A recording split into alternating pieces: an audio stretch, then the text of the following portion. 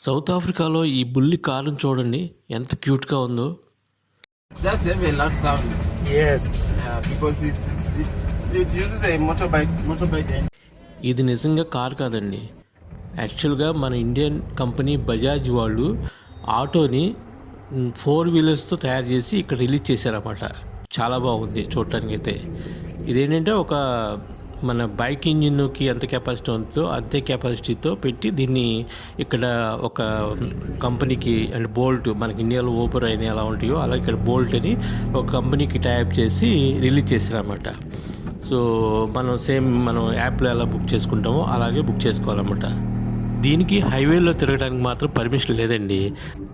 So ఇదేంటంటే just మనకి లోకల్గా తిరగడానికి మాత్రమే పనిచేస్తుంది అన్నమాట. హైవేలోకి అలౌ చేయరన్నమాట దీన్ని. ఎందుకంటే ఇది చాలా చిన్నది, ఏదైనా యాక్సిడెంట్ అయితే ప్రాబ్లమ్స్ అని చెప్పేసి హైవేలోకి మాత్రం అలౌ చేయరన్నమాట దీన్ని.